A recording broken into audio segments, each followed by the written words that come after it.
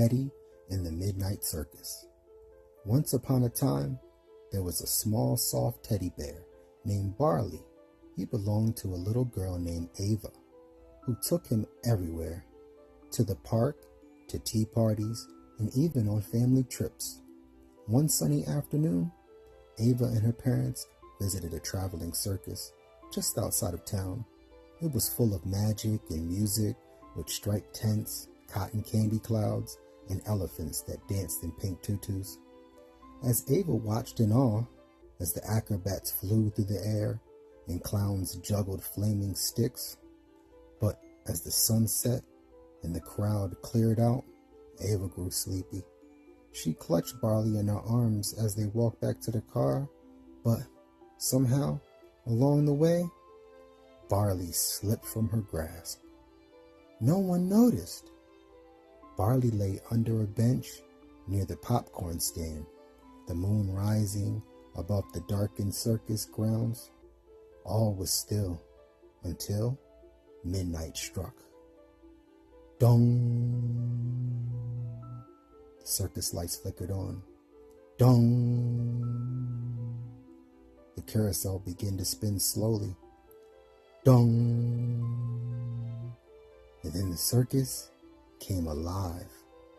From the shadows emerged a lion, not roaring, but wearing a top hat and playing a trumpet.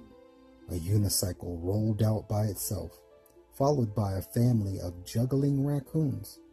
The elephants floated like bubbles, and the striped tents unfolded into giant blooming flowers. It wasn't a regular circus anymore.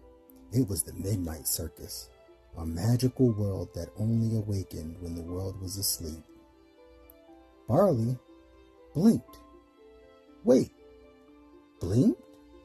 Yes, he could move. A pair of walking boots gently nudged him up. Come on, Sleepy Fluff, said a monkey in a vest.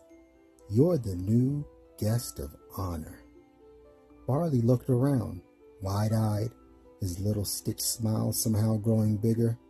He was led to a grand stage where the ringmaster, a talking fox with a golden whistle, tapped his cane. Tonight, our special guest, the Forgotten Bear, but no longer forgotten, for no one is ever lost at the Midnight Circus. Barley was given a red ribbon and rode a flying trapeze made of ribbon candy.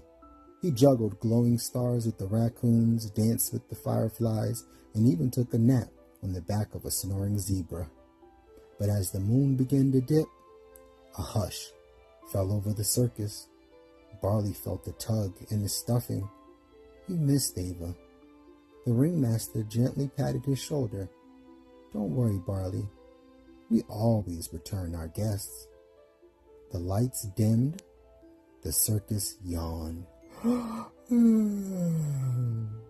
with the first golden rays of morning, Barley found himself back beneath the popcorn stand. A little voice called, Barley, I found him.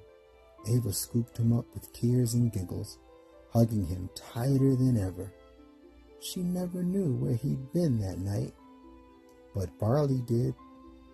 And every time he saw a moonlit tent or heard the jingle of a circus music in the distance, he knew the Midnight Circus was waiting.